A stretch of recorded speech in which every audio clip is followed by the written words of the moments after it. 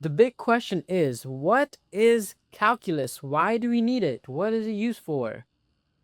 Well, in this lesson, I'm going to try to explain all that to you and make it clear. Today, we'll be looking at calculus from a bird's eye view. So let's not waste any time. Let's get started. Okay, so let's say I have a car, right? And the car is driving, okay? It accelerates and decelerates and then comes to a stop. I only know its position at any given point of time, but how do I know what the speedometer is saying? How do I know what the velocity of the car is, what the speed of the car is, what the acceleration of the car is? How would I figure that out? Well, calculus helps us answer these questions. Okay, so how would you go figure out speed if you're only given the position? This is a graph showing us a position, but how do we go about finding the speed of the car? Well, you know that speed is equal to the change in distance divided by the change in time, right? So now, if you choose another point, sorry, I'm going to change that ink color. If you choose another point, all right, and you wanted to find a secant line between those 2 points, the slope of the secant line will give us the average speed. All right, this is the change in distance, this is the change in time, so this is like rise over run. All right, but what if you brought these 2 points closer to each other? I'm going to erase all this because I don't want it to be too cluttered. But what if you brought these 2 points even closer to each other? So for example, like this point and this point. If I drew a secant line between those 2 points, that would give me the average speed in this entire interval. It's a shorter interval, so it's closer to what the actual speed of the car is at that given instant. But what if, here's a thought experiment for you. What if you brought these points even closer, closer and closer and closer and closer and closer, as close as physically possible? What do you think would happen? Any idea? Well, that's just going to give us a line that becomes basically tangent. All right? If you brought the 2 points closer and closer and closer and closer to each other, as physically close as possible, you get a tangent line. So I'm going to erase everything because that's way too much clutter. But here is what a tangent line looks like. A line that's tangent to the graph at a single point. This gives us the exact speed at that given moment. This is not giving us the average speed over an interval. This tangent line is giving us the exact speed at that exact moment right here. All right? The slope of this tangent line is giving us the exact speed. All right? And we can, if we calculate the slopes of the tangent lines at all of any different any other point, we'll get the speed for that exact point only. All right, so you can see here that I'm drawing a bunch of more tangent lines here. All right, so now we know what the slopes of these tangent lines represent. All right, but what if you could have that in a graph? What if you could just, I don't know, get a graph showing us the different slopes at any given point in time? So this graph with all the different slopes is called the derivative. All right? The derivative tells us the slope of the tangent line at any given point. All right? So for example, let's say I have a point right here.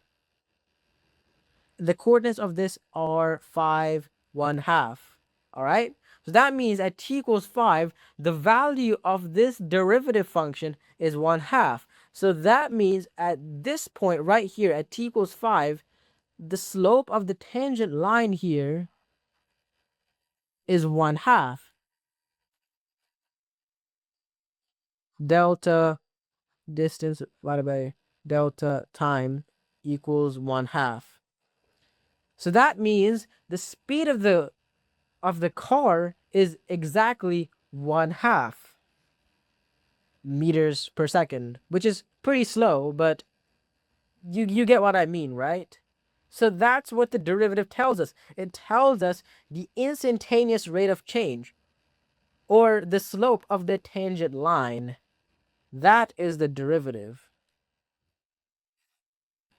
All right, so I have a little puzzle for you. I have a function half of x squared plus 3, right? Or plus 3x, sorry. Half of x squared plus 3x, all right?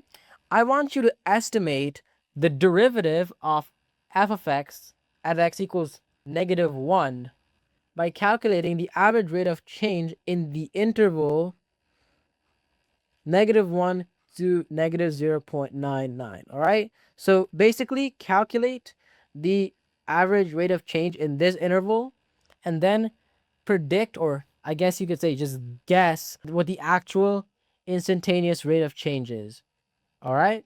So use the average rate of change to estimate the instantaneous rate of change, all right? Go pause the video and try it out. Are you ready? Okay, so I'm gonna go erase this because I need the extra space. So the average rate of change formula is f of b minus f of a divided by b minus a. That equals to average rate of change.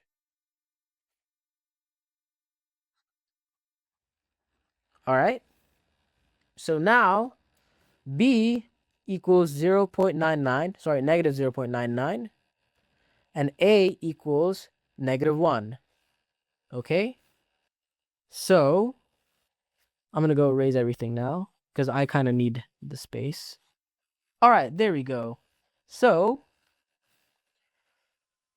what's that going to look like with this function? Well, what is f of -0.99? We're going to plug in -0.99 for all the values of x. So you're going to get 1/2 -0.99 squared plus 3 times -0.99 minus half of -1 squared plus 3 times -1 divided by -0.99 minus -1. That's a lot, but basically this is f of f of -0.99, and this is f of -1. So what does that equal? That equals, when you do all the math and plug into the calculator, that equals 2.005. All right. Now I'm going to take a wild guess on what this is going to be. I think the actual instantaneous rate of change is 2. All right. And yes, 2 is correct. All right. Right now, you can't really confirm whether it's actually 2 or not using the current math that we have under our belt, but I promise you, in like probably a few more weeks, you'll be able to do this pretty easily. But yeah, this is how you can use the average rate of change to estimate what the actual derivative is at any given point. Okay, so let's divert our attention to the other half of calculus. Let's imagine there's a tank of water, okay? This is such a bad drawing. I'm so sorry. My artistic abilities are challenged, as you may have noticed. All right? It's filled with water, okay? And say that there is a bunch of water coming into the tank. And we do know, in fact, what that rate is, how much water is actually coming in to the water tank at any given moment. We know the instantaneous rate of inflow. And now we want to calculate how much more water do we have after 5 minutes or 10 minutes. Or maybe we want to calculate how much total water we have after 5 minutes, only knowing how much water we have at, t equals 0. And we want to figure out how much water has been accumulated between 0 and 5 minutes. How do we figure that out if we only know the rate that water is entering the tank? This is kind of like the opposite of the previous problem. Previously, we only knew the exact position of the car, but we didn't know how fast it was traveling. But now we know how fast water is entering the tank, but we don't know exactly how much water is being accumulated. So let's go solve this problem. Okay, so let's create two scenarios. The first scenario is that the rate is just constant, 5 liters per minute. All right. Now, how do you approach finding the total amount of water that has entered the tank after a certain amount of minutes, certain number of minutes? Less simple. Let's say we want to find out how much water has entered the tank after 10 minutes, so T equals 10. How do you find that? Well, we just multiply 5 with 10 to get 50 liters has entered the tank. All right? And visually, that just looks like the area under this curve. It's just this rectangle right over here. That's what 50 liters looks like visually.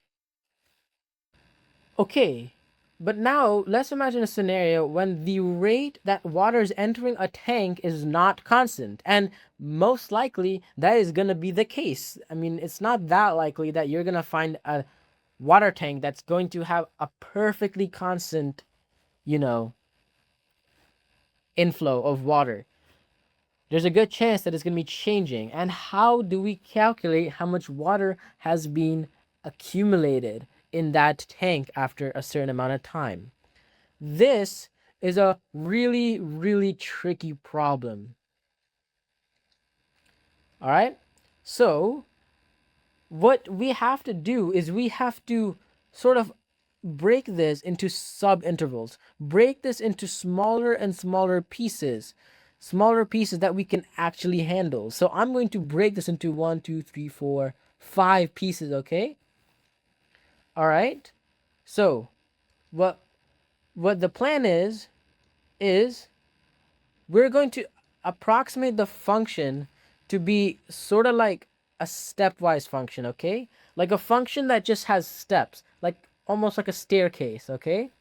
We know how to calculate the total amount of volume that has entered the tank if the rate were a constant rate, right? And that would just be the rate times the change in time equals the change in volume, okay? So now if we basically sort of make this function into a staircase, we can sort of approximate it, all right? So we can say r of 0 times delta t, which we say is just 1, okay? Let's just say that the width of each of these, intervals is just 1. That just equals delta v. All right? R of 1 times 1 equals delta v2. All right? We just keep doing that until we get to 0, 1, 2, 3, 4. R of 4 times 1 equals delta v5. We keep doing that. So now we know how much water has been accumulated from here to there, and then from here to there, and from here to there, and then from here to there, and then from here to there, okay? Now, if we add up all of these small changes in volume, we're going to get a better approximation for how much volume has changed from t equals 0 to t equals 5. So we're really just adding up all of these delta v's, okay? And remember, each of these rectangles, the area of each of these rectangles is just delta v,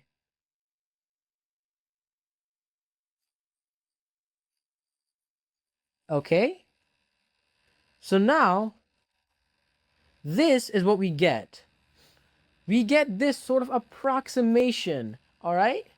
And each rectangle represents a small change in volume, okay? Delta t times r of t, all right? This is still pretty good. This is really good, okay? But we could take this a step further and just make the subdivisions even smaller, okay? If you make the subdivisions even smaller, then these like sort of staircases are going to look more like our straight and continuous function. All right? If you keep doing that again and again and again until there's an infinite, basically infinite number of rectangles inside this finite small space, each rectangle's width is going to be pretty much zero or as close to zero as you can possibly get, you're going to get a super smooth surface. It's going to look, you can't even tell, like here you could tell the corners apart, right? You can see that there are corners here, it's kind of jagged. But when you make it, when you add that many rectangles, you can't even tell that there are any corners. And this becomes super smooth. All right? And you know, this is the area under the curve. This is the exact area under the curve, and this is also the exact amount of volume that has entered the tank from t equals 0 to whatever this is. Let's just say this is t equals 10.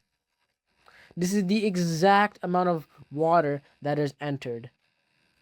The previous two slides, right? The previous two slides, they were just approximations. This is a all right approximation. This is a way better approximation. But this is the exact amount of water that has entered the tank. So this is called an integral. An integral is an infinite sum of super small pieces or rectangles. It depends on what case you're working with, but it's just an infinite sum of really small pieces, right? Because as these rectangles get smaller and smaller and smaller, you realize that these delta v's are these rectangles areas are gonna get smaller and smaller and smaller, right? So when you have an infinite number of rectangles, each rectangle's area is gonna be basically zero. But when you take an infinite sum of these super thin strips of rectangles, you get the area under the curve. So I hope that this was a good introduction to what derivatives and integrals are, which is basically what we'll be studying throughout the entire semester. And then even in calculus 2, you'll learn more about integrals especially. So yeah, I hope that this was a good overview of what derivatives and integrals are. I'll see you next time. Bye bye.